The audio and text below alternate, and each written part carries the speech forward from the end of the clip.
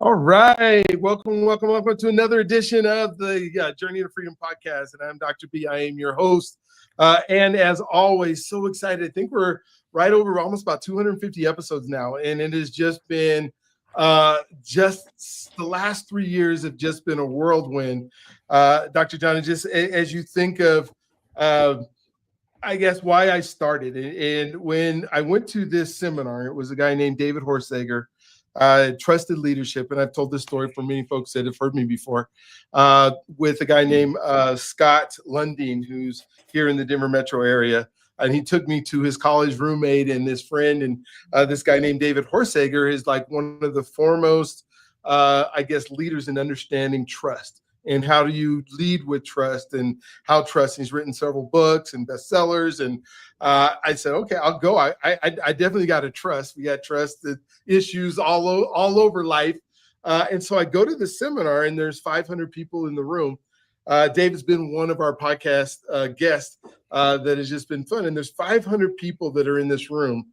And I look around and there's about 30 people of color in the room, which is typical. It's in Minnesota, so I'm not expecting there to be, we're not in Texas. And I know doctors from San Antonio, where I think the largest group of African-American folks in the country is in the state of Texas. I don't know if you knew that, but I did not know that, but that sounds reasonable. And so I'm expecting it. And so, but the information was so good. And I'm like, well, how do I get this into our community? How do I take these things that other folks are learning and bring it back to our community? And so that became my quest of, okay, how to do it. And I used to say, as I was growing up and doing stuff, that it didn't matter. Like, I didn't need to see other men that looked like me doing things to make me feel that I could be, I could do it or be it or excel in it, whether I saw doctors or athletes or whatever it is. And then it kind of hit me when I was at that seminar, because I'm saying, okay, it doesn't matter to me. And I kept saying it doesn't matter to me. And yet I counted how many people were in the room. So that told me, like, there's two things that are going on here. One, I really do care and I'm counting, or I really don't care. Then why am I counting? I figured out that as I continue to go places and do something, it's just something that has been part of, I guess, my DNA. I'm 60 years old now, and just part of who I've been. And so I bring it back and I'm going, okay, so how do I just set up a coaching program? Do I set up how do I get people? I definitely want to take people, to understand and learn. And maybe the South is a place we could go. Just to kind of learn, because, I've seen the movies and I've seen all the things. But at the same time, there's these 8 pillars of trust. And I'm going, if there's folks that don't trust, it's Black men. So I started praying about it. And I was saying, God, I really want to help folks of color. And he says, I think you really need to help Black men. And I'm like, oh no, not just Black men. That's the hard group. That's the group that you don't tell me, God, that I just need to help Black men. And he's like, yeah, that's where I want you to start. And so that birthed the Journey to Freedom podcast. And I sat down in these rooms with folks that were helping me kind of put together what it would be. And I said, okay, in 2024, if I'm going to do this, I'm going to interview at least 100 Black successful men from our communities. And it doesn't, I'm not trying to find all the famous people. I'm not trying to find all the rappers and the singers and the songwriters and the athletes. I'm trying to find the everyday person who is making an impact and a difference in our society. And so my quest went out there. And so by the end of 2024, we actually had 105 episodes that were completed and done with men from all over the country. And it taught me, oh my gosh, there are some incredible men doing some incredible stuff. That rap that we get all the time. And I started asking stories and asking, well, how did somebody said, well, I had both parents. And the other person said, well, I only had a mom. The other said, I only had a dad. Or, we had these blended families. It was people from all walks of life. Well, I grew up in the hood, or I grew up in a nice area. And it didn't matter. Some of the things that our belief systems were exactly the same, no matter where we came from. And so it just got exciting. And so now, like I said, even now through 2025, we've done another 100 episodes, and we're just continue to move on. And so sometimes I not only do I have to remind myself that's why we're here, but I, for guests that I keep getting introduced to just amazing men that are doing some incredible stuff. And Dr. John Moreland, I just excited to have you on today. The stories that I've been told, you and I have not met yet, and so this is more exciting than ever to me, because the things that I've been told about you and your life and the way that you're helping the community and helping folks has just been phenomenal. I'm like, I can't wait to have this conversation. And I hope it's not our last conversation. I hope we're just getting started. And so, like all our guests, I would love for you to tell your story. Tell us about how you became and how you got to where you're at today, and take as long as you need to, because I think people love to hear more about who we are than what we do. And then we'll jump into what we do and how we impact lives. But, the who we are, as God just put us into this world for relationship. And I think part of a relationship is just knowing people. And so thank you for being on. Thank you for having me help do this experience with me, or you doing this experience with me.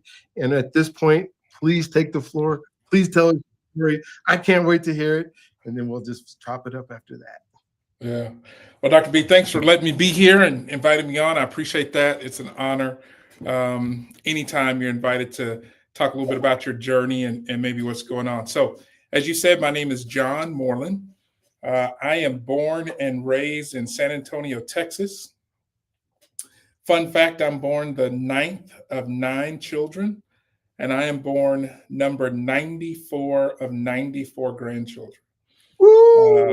Yeah, man. My mom and her siblings, there was 15 of them. My last living aunt last living aunt or uncle on my mom's side, we just celebrated her 99th birthday about a week ago. And Cool. Yeah. 94 grandkids. 94. Now, that's my mom and my dad's side, but they both come from. That's still a lot of I have 16 and going, wow, and I have 8 children. I'm like, how would there be 94? Are there some great grandchildren in there as well, or is it just even more? I'm sure. Okay. Yeah. Oh my gosh, that's so cool. So I love it. Yeah. So God has been gracious, man. I born in San Antonio.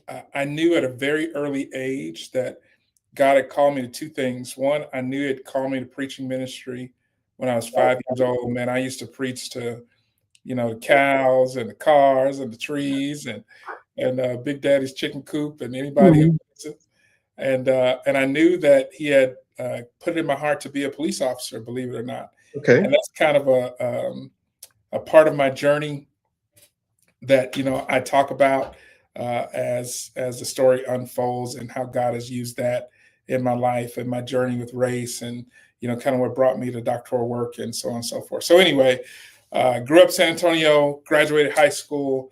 I enlisted in the Air Force at 17 years old. And so right out of high school, 15 days after graduation, I went to the Air Force. I spent 4 years on active duty. I got out and I became a police officer in Albuquerque, New Mexico. And then 9/11 happened and I got invited back for a year. So I came back to do another year on active duty, and did another few years in the reserves, got out for about a year and a half. And then I gained a commission as an officer in the Air Force. And so I spent the last 26, 27 years in the military. I've been active duty, I've been reserves, I've been guard, I've been active reserves, I've been active guard. And my journey is coming to an end. So I'm grateful. I tell people, next to faith and family, the Air Force is probably the best decision that I've ever made, and ties into a lot of your pillars. And so I'll talk about that and try to weave that in when we get there. Parallel to that, I've served in ministry since I was 14. So I started preaching when I was 14. I was ordained to the gospel ministry at 18. And I've served the last 30 plus years in ministry. I've had the privilege of pastoring 2 churches, both here in the Denver metro area. I pastored Lowry Community Christian Church for 5 years. I pastored Denver Christian Bible Church for 10 years.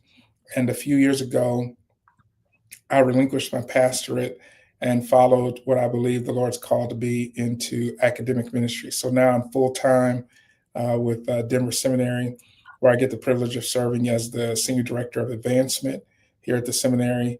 In fact, I'm in my office now. I just moved in not too long ago, so forgive me. I don't have anything up on the walls yet or anything like that. And I also get a chance to teach.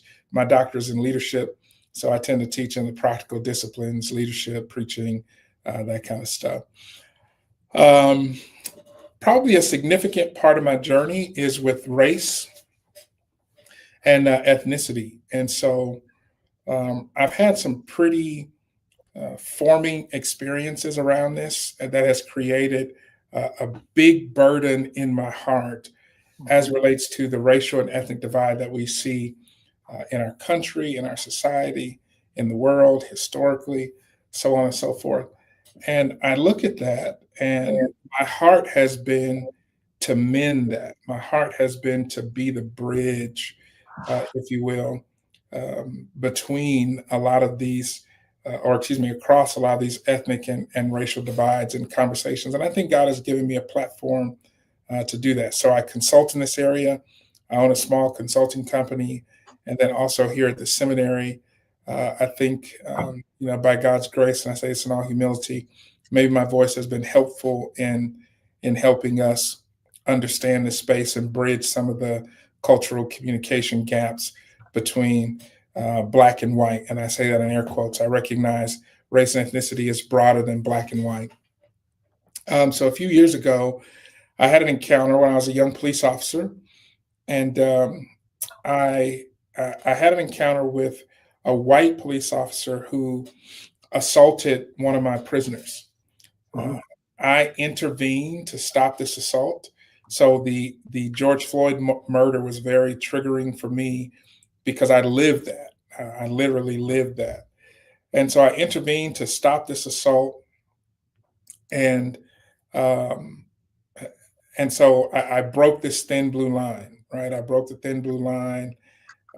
There were some racial and ethnic factors that were at play that caused me to be treated very differently than my white counterpart was treated. And so that began my journey with race and ethnicity. But I probably didn't give it its due attention, but it was the first time in my life where I was sure that I was experiencing racial and ethnic discrimination. By the way, what most people call race is really ethnicity. But for the sake of the popular conversation, I'll just use the term race, so I don't have to keep saying both of them. And so ultimately, this led to a huge divide. I was ostracized from my peers because I dared to stand up for what was right. And for me, I wasn't standing up for a minority. In my mind and heart, I was just standing up for what was right. You don't take prisoners who are in custody and beat them. And so it was a no-brainer for me. Got crossways with my department. I wound up having to sue my department. I did win the case. They settled the day before we were supposed to go to trial.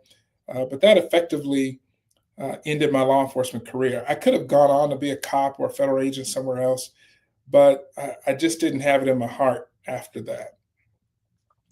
And so I did some other things, got into sales. I spent, a few years in sales, pharmaceutical sales, medical device sales. Ultimately, my sales career is what brought me to Denver, still in ministry this whole time.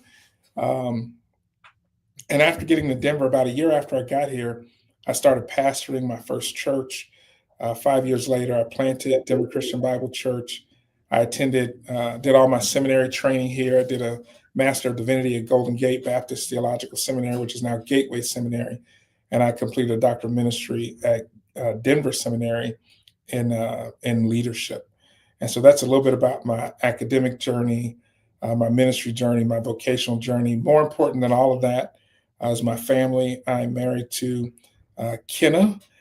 She's a graduate of North Carolina A&T. And so about this time, she would say Aggie Pride and also Liberty University. She's an educator by trade. So she spent the last 20 to 25 years as a teacher, as a teacher effectiveness coach, as an assistant principal, And now she works for a national consulting firm where they consult different districts around the country on pedagogy and administration. And she absolutely loves it. She was born to teach, but more importantly than that, she is just a fabulous mother. If I were a kid, I don't think you could ask for a better mother. Well, that's so And both of us now are grandparents to one granddaughter who's 4 years old. Her name is Zaya, and she's still perfect in our eyes. So that's a little bit about my journey, man. Oh man, I love it. Yeah, you will always be perfect in Zaya's eyes. So that is, yeah, and vice versa. Yeah. Oh my gosh, she cannot be. So thank you for sharing that, and thank you for kind of walking us through that. I do want to jump into some of the the race stuff, and like you said, it's mostly ethnicity. I went to and did a training, a diversity training, back when you could do diversity training, right? With the Inglewood Police Department, and oh my gosh, yes, I was enlightened in a big way. But before we do that, maybe we can talk a little bit about the identity. Like you said early on that at 5 years old, you knew you were called. You were called to the ministry. Did everything in your life just shape you towards that? Or how did you become tell me a little bit about your family and stuff that just helped you become this man that by 18 you're preaching, and or 14, I guess you said you started preaching. And tell me about your identity. Yeah. I don't know. I wish I could give you some story, that, where a journey, a discovery it didn't happen that way for me. I mean, obviously I have discovered deeper parts of my identity over time, but at 5 years old, probably before I could, read very well or do math very well, I had this in my heart. It's just it was there from birth. You know, Legend in my family has it. Obviously, I don't know this to be true, but one of my older cousins tell this story that the day my mom brought me home from the hospital, that my grandmother walked into the room where I was, laid her hands on my head and said, this boy is going to be a preacher. Now, I don't know if that's true or not, but that's the legend in our family, And so for me, it's just always been there. It's just, and that's been honed over time, but it's just always been there. Were your parents in the ministry, or were you? No. Wow. No, I now have several cousins who are, but no. In fact, my mom and dad were Muslim until 2 or 3 years before I was born. I mean, I grew up with pictures of Elijah Muhammad and Muhammad Ali in my house. He and my dad were friends. Sitting at our dinner table. I remember pictures of my mom in full Muslim garb and regalia. And so now my mom was raised in the Christian church, but she followed my dad into the Nation of Islam, and they spent 25 years there or so. And somewhere on the journey, she found her way back to Christ before I was born, or 2 or 3 years before I was born. Gotcha. So was your exposure because mom was taking you to church on a weekly basis, or was talk to me a little bit about the exposure that, grandma, Yeah, unquestionably, man. My grandfather was a deacon in our local church. My grandmother was a church mother. And I tell people, man, we went to church, probably 4 or 5 days a week. The weekend church regimen for us started on Friday nights, so Friday night, Saturday night, all day Sunday. And that doesn't include, all the other events throughout the week. So yeah, I'm unapologetically, born and reared in the church, or what we call a pew baby. And yeah, that was a big part of shaping my identity over time, for sure. Gotcha. So later on, you go to the Air Force, and now you're getting military experience, and you're trying to figure out, okay, were you trying to be like a chaplain in the military, or you just said, hey, I'm going to the Air Force, I'm going to learn what skills were you trying to learn there that you thought you might do later in life? No, I want to be a cop. Okay. I had a mentor in high school, Doug Hallmark. He was a white man, still a mentor of mine, to this day. And Mr. Hallmark, I remember him saying, hey, you need to consider the the military. He was an old Army Ranger turned police officer turned teacher. And I encountered him. I was taking a law enforcement elective in high school. And he started talking to me about the benefits of the military. He said, you can't be a cop until you're 21, but you can be a cop in the military, at 17, 18. And so you really should consider the military, give you money for college, you'll get experience, so on and so forth. So literally the next week, my high school girlfriend and I went out and joined the Air Force, and both did careers. We didn't wind up together or married, but both were career airmen and officers. And so no. Now, when I came to be an officer, I commissioned as a chaplain. I didn't stay in the chaplain corps. I was pastoring on the outside, and it was good. And by God's grace, I was successful in that realm. But I made my way actually back to security forces. And so I've served, 3 times as a squadron commander. I'm now a deputy group commander, 1 combat tour. And so, no, I didn't go in to be a chaplain. I went in to be a cop. Wow. Yeah. That's so cool. When I think of I can tell that you're a person who really works hard on the things that make you better, and when we think about the lives of maybe just some of the other folks that are part of our community, how did you learn to, or how much time have you spent working on yourself? And then where did that come from? Where you were going to read, you were going to study, you were going to not do some of the things that the rest of us all do. And, spending all your time at a football game or playing basketball all the time, which those things are nothing wrong with those. I don't want you guys to think that I think you don't do that, but you also took time out to work on you. Yeah. Maybe kind of walk me through that journey with you that kept you always wanting to improve. Yeah. If I'm honest, Dr. B, I think the most honest thing I can say, well, maybe let me give you a little bit of an analogy that'll help it make sense. My father-in-law was a world-class track athlete. He, through junior high, high school, broke and set new records in all of his events. He's almost 80 years old, and to this day, many of his records still stand from high school and college. And so if I didn't say this, he went into college ranked 16th in the world in his primary race. And so when you talk to him about that, hey, Dad, how'd you do it? Or what were you doing? His answer is, he says, John, we were just running scared.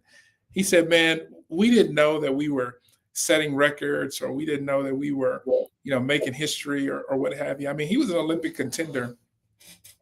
He says, we were just running scared. And I think that analogy describes my life in a lot of ways. Just running scared, meaning I was just trying to do the best that I could at whatever it was I was doing, trying to live with passion. Yeah, there are some sacrifices that come along with that. I'm not going to miss something that's going to make me better to watch a football game or a basketball game. I'm not wired like that. Again, I'm not saying there's anything wrong with that. But more importantly, man, I want to give credit to God and God's grace, because whatever people see in my life that they would call successful, I can almost assure you that it wasn't some intentional strategy that I had. I was just trying to do the next right thing that I felt like God was leading me to do, gave it my all, try to be the best that I could be. But man, I don't have any formula like I read 1,000 books, or, I get up and I read 2 hours a day, or, you hear these things, these formulas, and I always wonder, do you really? I don't know. Maybe they do. But I don't, my life is much more unsure. It's a lot of grace and just saying, Lord, where you lead, I'll follow. And I've tried to do that. So. Gotcha. Well, I mean, but you did go through getting your master's and you got your doctorate, and maybe tell us a little bit about that journey. Was it something that you just thought always that you would do, or is it something that just as you learned more, you said, hey, I need to keep going? What were your thoughts there? Yeah. Undergrad school was Doug Hallmark telling me, hey, you need to get a college degree. and then once I became a vocational pastor, right? So once this was no longer I'm just preaching, but now I'm a pastor. I'm leading people. Man, just by that time I had enough role models around me to realize, okay, I need to get some formal training. And so I relocated to Denver. It was the first time I lived in a place where there was accredited theological education. And this is before online education, so this is early 2000s. So there is no online program. University of Phoenix was doing it back then. They were about the only ones, but there was no widespread, online training. And so I get to Denver, and literally I start seminary almost at the same time that I started pastoring my first church. Oh, wow. And so I'm bringing, this, what I'm learning, into the pulpit and into leadership every week. And that was good. I grew a lot during that time. I learned a lot during that time. And it was in my master's program that I knew I wanted to teach. I've always had an affinity for teaching and for truth and for learning. And I knew if I was going to be, teach on a serious level or be invited to teach, that the doctorate was going to be important. But man, it took me 12 years to finish my doctorate, just between military obligations and family obligations. And, it took me 12 years. And so I'm grateful that that God gave me the strength to get through it. I wouldn't advise that, by the way. Yeah, no, I'm similar with you, where it just took me, I didn't know when I started my doctorate, I was teaching at the university. I was teaching at Azusa Pacific University. Before that, I was at Cal State San Bernardino, UC Riverside, and then San Diego State. So I'm teaching it, but I'm teaching educational technology, right? I'm teaching teachers how to utilize technology in the classroom. And back then, the late 90s, it's way different. We were teaching like overhead projectors and VCRs, and then the internet came. And so they told me if I want to stay in this position, that I needed to get my doctorate. And I'm like, well, I don't want to get my doctorate right now. I wasn't ready. And so I started the process because they told me I had to. And then I started my own business. And then I could, so I went back and forth in doing it. So I know, if I had to go back, I should have just finished it. Although when I did finish, it was a lot easier because I had access to things that were the technology and the internet, and the libraries went away. Because when I started, there was a library in microfiche, and having to go up there and sit in these quiet rooms. And I'm an extrovert. What am I doing in a quiet room in a library? Yeah. So but it is a discipline to be able to do it for 12 years. While you not only the part that you left out of there, not only while you were starting your ministry and yours, you had a family, right? So. The family is they want stuff, right? They want dad to spend time with them. Let's talk about that just a little bit, because I love asking this question, because when we start talking about family, we know how important it is. At least I have yet to meet the person who doesn't think that all children should have their mother and their father as part of their life, and how important it is to have that, and for kids to grow up knowing both sides of the family. But what we don't talk about all the time is, what does it mean to be a dad, and how does that change our trajectory or change who we are as men when we're serious about that responsibility of being a father. And now all of a sudden you have this young life that is dependent on you for whatever you're going to train and teach it. And did that change who you were a little bit when you first became a father, and what does it mean to you to be able to be that dad? Yeah, it absolutely did. But if I'm honest, it didn't change me enough. Not because I dismissed it, or not because I didn't care or wasn't present. I was all those things. There was just things that I didn't know, especially as a young father.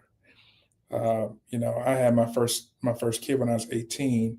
Okay. And so, what I tell parents, dads now, that I pastor, I spent all of my working life, or I have spent all of my working life, trying to give my kids what I didn't have. Right? I wanted to make sure that they never had to worry about clothes or shoes, or, I grew up in a time where you had one pair of what they call Sunday shoes and one pair of school shoes, where you had, a pair of jeans or two and some little church outfit or two, and that was it. And so um, it would be unfair to say that we grew up poor. I used to think that, but now that I've seen true poverty, that would be disingenuous to say. I've never had a hungry day, and I've never had a dark day. My mother worked hard to make sure that we ate every day and that we had lights and heat. That was about it, right? I mean, we didn't have a ton more than that. And so I didn't want to burden my mom with things like new shoes, new clothes. So I just kind of, went with it, right? I didn't complain, but I grew up thinking, man, I never want my kids to have to worry about that. And so I've always worked 2-3 jobs to make sure I could give my kids the things that I didn't have. And now, as a little older, hopefully a little wiser, what I say to parents is, your focus should not be giving your kids what you didn't have. It should be teaching your kids what you didn't know. Ooh. And if I could do it over again, I would have spent a lot more time. And I did spend time with my kids. I was present for the games, recitals, etc. So please don't misunderstand me. But what I didn't do, again, because I just didn't know how to do, I didn't even know that I needed to do it, let alone know how, is I didn't spend this time talking, rehearsing life, pouring wisdom, kicking knowledge, anticipating scenarios. I didn't spend the time doing that. But, we have a gift in that I feel like God's given us another window with some of our young adult children to do that. And I'm trying to take full advantage of it. And I'm grateful that he's given us a second chance to do that. And my kids have done well and fine. And, we haven't had any major issues, no criminal issues and, that kind of thing. So I'm grateful for that. But I see some areas where I just could have poured more into them had I known that's what I did. I grew up thinking, and the way I learned was watching people. So I grew up thinking, if I expose my kids to the right thing, if I'm a good role model, they'll learn well. And it's like, that's only a piece of the equation. So I love that, because a lot of times we just have the conversation, based on, stuff versus time, or material stuff versus time. Yeah. But for you to add on that piece of learning and understanding is so big. When I think about our young folks today, and I'm doing I'm in technology, right? So I'm going to do an AI seminar here on the 18th and talk about, I just wrote a book called The Relationship versus AI, and talking about how the AI generation is going to grow up. Yeah. And it's no longer about knowing stuff, right? It's about being able to learn. And so when we think about, well, at least to me, I mean, maybe I'd love to get your thoughts on that. But when I think about how are we teaching our kids if we're just buying them stuff, or we're just, that helicopter. I was reading something the other day where they were saying parents are now going to job interviews with their kids. And I'm like, I'm thinking as an employer and as an entrepreneur and as a business owner, like, if a parent shows up, I'm gonna like, are you counting on coming to work every day too? Yeah. If you are, then I get to hire both of you. I get 2 for 1. But that shit, like 25% of parents have considered not just going to sit in the lobby while they go in, but to actually go into the interview and advocate for their kids. Wow, I hadn't heard that statistic. Yeah, that's crazy. But yeah, so when we're thinking about, as young dads that are watching this and thinking, the mistake that you said, well, not obviously you were there for your kids and they're doing great, but if you could have, put more into them on that side of it, maybe what kind of things, I mean, you're talking to young families and that kind of stuff. How do we teach our kids how to learn? Time. You got to spend time and real parental intimacy. Man, and I see this, I'm just going to say it, the white community, I think, understands this better than we do. Yeah. And there's some historical reasons for that. It's not by accident. And I'd love to talk about that, because you say that, I don't want people to hear what I'm not saying. Yeah, right? please. And so But I go to these, for example, I go to church conferences, and these young white brothers who are there, they've got their 3-year-old there in tow with them. They're teaching them about the conventions now. They're teaching them about the social issues that we're voting on as a convention now. They're teaching them how these processes work, meetings and decorum and order. And they're teaching them that. I go to the golf course, and they've got their 3-year-old out there on the putting green, and they've got their own putter. And I'm like, man, I just didn't know that stuff, as a young father. I just didn't know that's how it worked, And so I think as Black parents, oftentimes we are accustomed to hustling on behalf of our kids. We don't want them in poverty. We want them educated. We want to give them a better life than we had, and unfortunately, sometimes the cost of that is the parental intimacy that we neglect.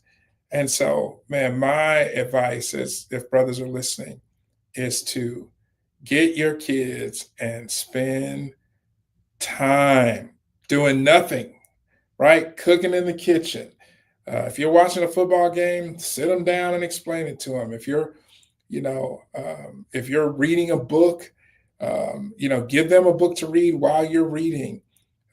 If you're balancing your checkbook or balancing your budget, talk to them about money and how this works. If you're using a credit card, tell them what it is. Every single aspect of your life, we need to be introducing our kids to and teaching them about it. Every single aspect of it, And again, man, I just didn't know it. Now, let me tackle this other side, because I don't want people to hear what I'm not saying. There are historical reasons for this, and this is part of what I did my doctoral work in.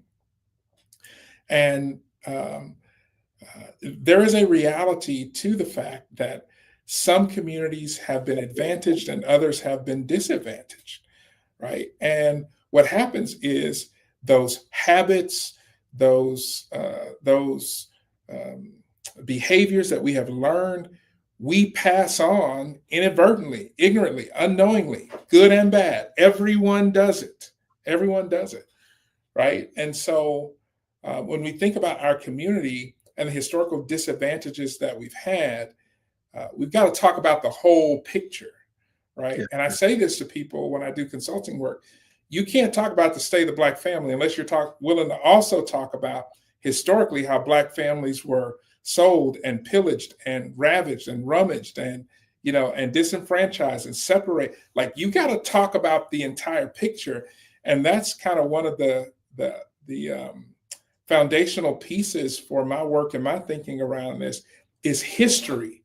We have such an ignorance of history. When I say we, I'm talking about everyone now. We, especially in the West, in North America, we have such an ignorance of history that people who've been advantaged don't know how they got there, and people who've been disadvantaged may not know how they got there, and almost no one is doing any thinking around how to bridge those gaps and make up some of those deficits. And so, I think I see it for what it is, and I'm just trying to do my part to rectify it. Yeah, that is so, oh my gosh. As you're talking about that, and I'm thinking about how we unpack it, my dissertation was on experiences versus potential hiring Black administrators in schools, and that, how do we move up when you never get any experience because you become that professor or that teacher who can handle the other kids. So we need to keep you in the classroom there. So we're not going to put you as an administrator, but then I take these men to Alabama, and I feel like, and nothing, I guess I don't know, because I'm in the South and I'm in Birmingham, and I feel like I'm in 1970. And I feel like there's still some of the same, the segregation that continues going. I mean, I see parks and stuff where people weren't allowed to be in. And then, we go to Selma, and, I've seen the movie, but it's a whole nother thing to imagine what it was like to walk across that bridge, and then people literally, trying to kill you. And then you go to, in Montgomery, you go to the Bryan Stevenson Museum. Yeah. I don't know if you've been there yet, but I've been to the African American Museum in DC, which is amazing. And it's it's a celebration, and you got Beyonce's music, and all of the wonder of what it means to be Black in America. But then you go into the Montgomery, into the Bryan Stevenson, and the first screen is this ocean that just says, and it is about all the things that you're talking about that broke up the family, that took the family apart, that didn't believe. And you go, yeah, how do you do this without including all that and say, well, we're all just the same right now? Yeah. Because we're not. Yeah. The history and the things that are part of our DNA. And, my dad's telling me, my dad's now 86, and he's like, yeah, he was in Kansas City, Missouri. He's like, we didn't ever cross the line to go on the white side of town, like ever. It was, and then when we did, we were at colored drinking fountains. My mom talks about, the Klan showing up in California, my grandpa took care of the horses, and he's like, you guys are riding the horses that I take care of. I know who you are, come outside, and because your son talked to a white, that's part of all of our history.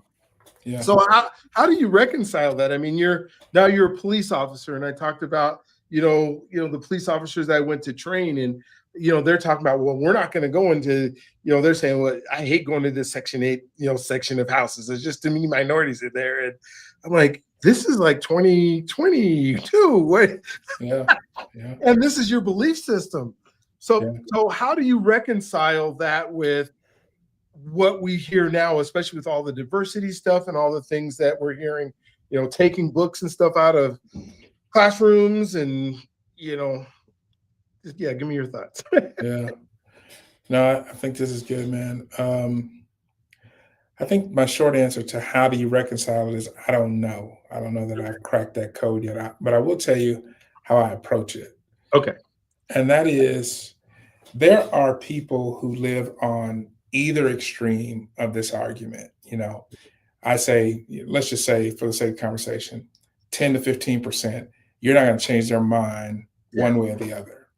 That's not where I spend my time, right? Yeah. I want to spend my time with the 70 to 80% of people who I think want to get this right. I don't think the average person is racist, right? I don't think most people wake up every morning wishing for your demise because of the color of your skin. Yeah. I do think most of us are race ignorant. Yes. We're not racist, but we're race ignorant. Yeah. And so we lack understanding about the historical and cultural and sociological factors that have brought us to where we are. And so when you see some of the things that we're seeing now in, on the national stage, and some of the beliefs that are being perpetuated, and some of the ignorance and dangerous practices, quite frankly, it breaks my heart, man. It breaks my heart. The reinforcing of stereotypes. There are some people, I firmly believe, who would be content to rewind the tape to, the mid 50s or 60s. And that's scary to me. That's heartbreaking to me. It's infuriating to me at times. And I think in a lot of ways, and I hear sometimes well-intended, even Black folks, they'll say, well, we've been through worse. Well, I don't know. Yeah. The difference to me is there was a time when we didn't know, right? We were still trying to get there, achieve, whatever. Well, now it's like we've experienced a certain amount of progress. And now there are some who are intent on watching our regression. Now, the good news is I really don't think that's the majority of people. Yeah. But those who I think fit that description wield a lot of power, and they have the ability to influence a lot of legislation and policy and practice.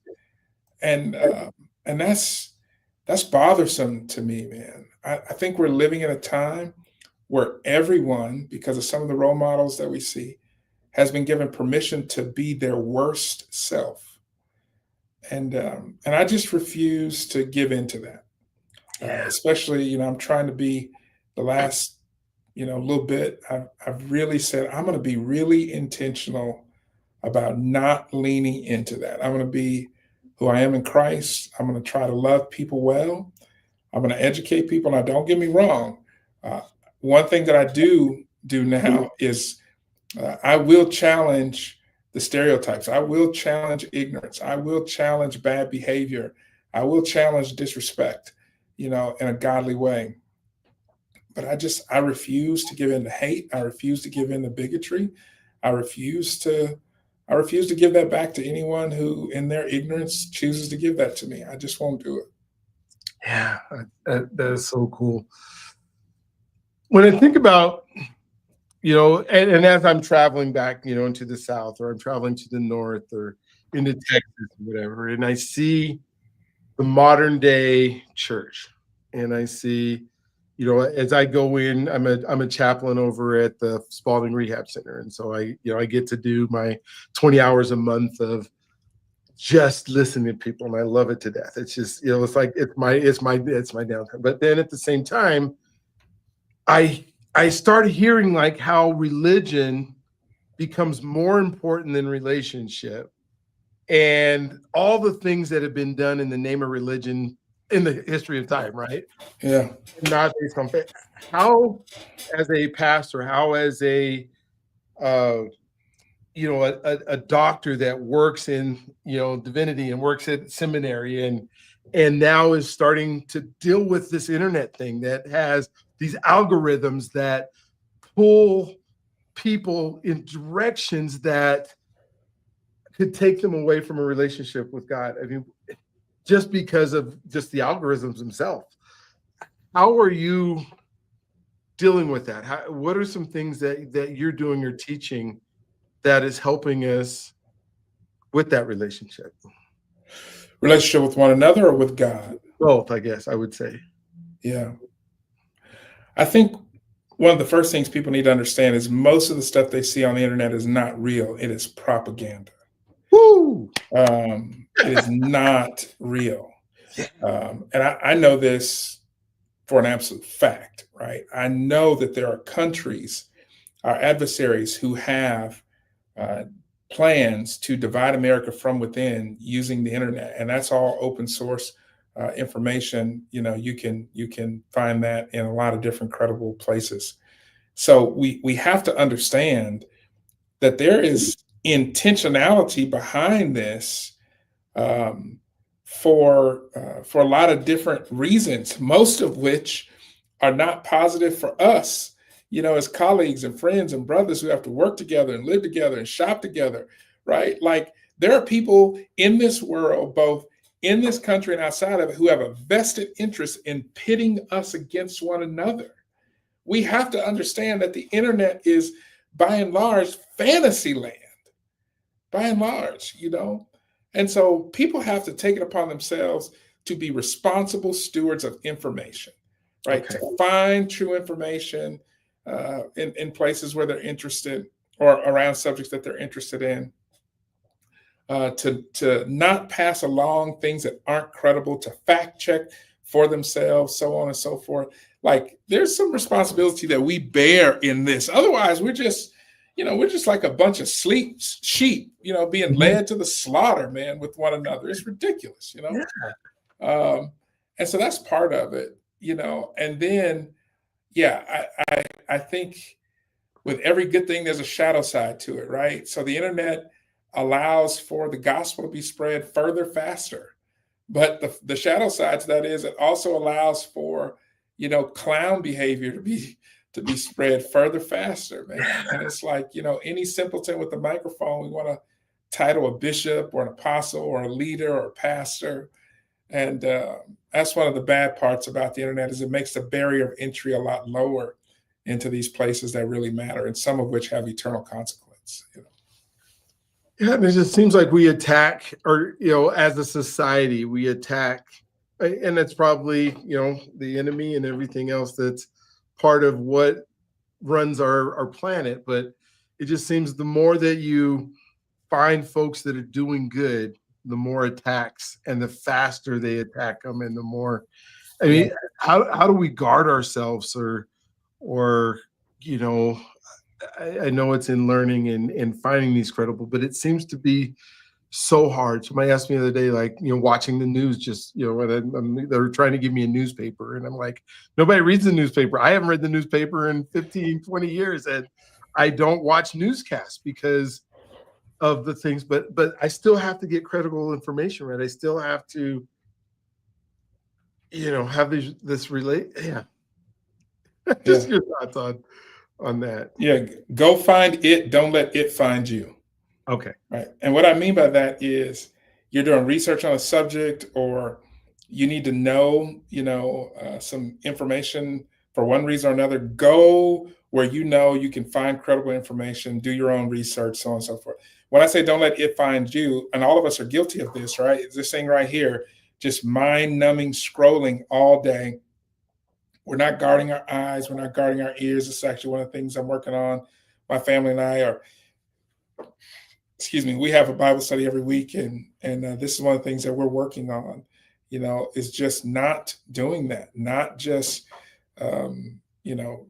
mindlessly giving ourselves to this and being led around by every sound bite, every news clip, every reel, and so that would be my best advice there. Man.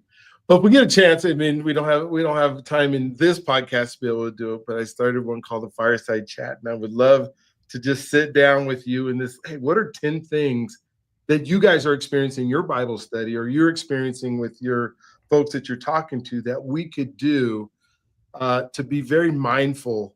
Because I just have the belief that, okay, I got this device, but I truly don't know how to use it, right? Where's the class that teaches me, or we think common sense, right? But we all know common sense isn't that common, right? Yeah. But where's okay, how do I make sure that when I pick this up at night, or I pick this up in the morning, that the things that I'm doing with it aren't the mindless scrolling and just putting stuff into, who I am in my brain, and this wonderful thing that God created for us, that I'm just allowing that gate to be fully open, not even realizing what is taking over my thoughts and my mind and the things that I'm doing. So I would love for you to come back. We got a few minutes left, and I know there's, oh man, I could just talk. I know I could talk to you forever. I'd love to just sit down at a restaurant and have conversations with you over and over. But what didn't we get to talk about today that you wanted to make sure that folks that are watching, or folks that you'll send this to, or over time as they watch this podcast, that you want to make sure that they know about? Yeah. You mentioned one thing. You said you were doing a tour of the South this year. Denver Seminary, we have a program called Theology, Justice, and Advocacy. Okay. And so Dr. Patty Pell leads that program. I get the privilege to teach in it every year. And we actually teach a course on the civil rights movement in the church, or the role of the church in the civil rights movement. Okay. And so we do that tour every summer. We do Atlanta, Birmingham, Montgomery. We did the Bryan Stevenson Museum this past year. We do all the, 16th Street Church in Birmingham. I mean, and then of course all the historical places in Atlanta. And so if anyone's interested in that or hearing more about that, denverseminary.edu. We have some wonderful programs, and you don't have to be a pastor. That's some information out there that isn't correct. The notion that you have to be a pastor to go to seminary or to learn theologically just isn't true. And so I tell people, if you know that you want to learn more about God or lead at a higher level, understand your Bible a little better, we have many certificate programs that you could benefit from. Probably at the top of that list is the lay ministry certificate program. You learn a little bit about how to interpret the Bible, and you learn basic theology, and you learn a little bit about reading and writing at the graduate level, and leadership and preaching, and spiritual formation, some basic counseling. And it's only 2 semesters, And so if people want to know more about that, I'd love for folks to be able to email me. And my email address is real simple. It's my first name dot last name. So John.Moreland at denverseminary.edu, john.moreland@denverseminary.edu. And so that's probably, one big thing that I would say that maybe, maybe worth passing on. Yeah, I had no idea. I thought, I'm thinking seminaries. You go to seminary because you need to get ordained and be in this, but that you guys have all those certificates and things that are available. Yeah. As we were just talking, what are some things that people could do? And that's one of them. And I would encourage you to go on there and look up, what it is that they have and what can you dig into and do. And maybe at some point we can team up and, do our tour together or something, or, Yeah. part of it or meet you there or part of it, because there's so much. What I just got to know this because you've told me you've been there. What was probably your biggest takeaway from the Bryan Stevenson Museum when you went through it? The numbers of people that were trafficked in the transatlantic African slave trade.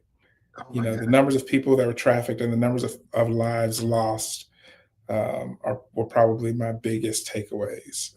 I don't think people, in fact, I'm confident that people don't realize how brutal slavery was and how far-reaching and long-lasting the effects have been, not only in the Black community, but in humanity.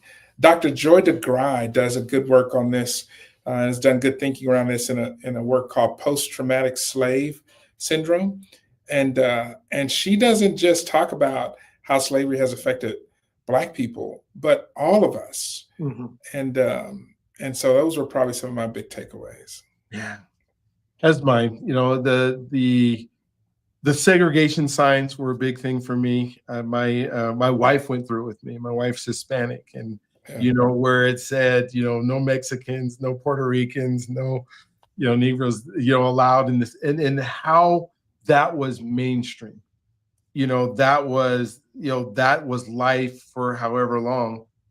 I guess where I sometimes get confused in not, when we think about post-slavery and I think about the 1900s and thinking how well we were doing before segregation, before, where it was, or I'm saying desegregation, not segregation. So when we were segregated and we were in our own schools and we were teaching our own selves and we were, testing super high, and then we desegregate and then we have to drive on buses and stuff to other schools to be put in back of classrooms and not to be giving, the same education we would have got when we were segregated. And then, to pull people out of homes and, make sure that the dads don't get to be part of the household if they're going to get any money when there's no jobs. And, so all that came after as a result of the things that were before. So, but that's another conversation that we will get to. And I just so appreciate you being on with me today and taking the time to share not only your experiences, but some knowledge of things that we have the ability to be able to do and go out and begin. And like I said, I would go to Denver Seminary, if you're watching this right now, and find a class that you could take and something that could move you forward. Do you have any one last thought that you would love to share before we end today? Man, I don't think so. I don't think so. Maybe encouraging people to keep their eyes fixed on Christ in this season. Mm-hmm. Don't look to politics or legislation or anything along those lines. But fix and focus on Jesus during this time. So yeah, you think of all the division that I think is just even so much greater than it's ever been, at least in my lifetime. That even growing up with some of the racial issues that have happened here in Colorado that I had to deal with as a kid. To me, I think about my children and how they're growing up in this such divisive world where information doesn't really flow to everybody. At least I think when I was growing up, when you could watch Cronkite or whatever, I think everybody was kind of getting the same news, because there's only a few channels. But now everybody's not getting the same news. Everybody's not getting the same information. They're not intentionally so.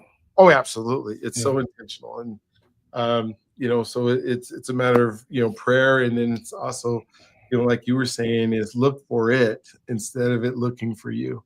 Yeah. And so, Dr. Moreland, thank you. It has been a pleasure.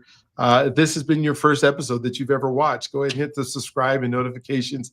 We have so many more of just incredible folks that are giving us knowledge of how to make it through this life that we're living in. I want you to remember that you are God's greatest gift, and he loves you if you allow him to. And I can't wait to see you at the next one. Again, thank you, Doc. We will talk with you soon. This isn't the last time, I promise. No matter, even have to go to his house and stand in front of him and say, we're going to talk. I look forward to it, man. All right. So you guys have an amazing, awesome, just incredible day today.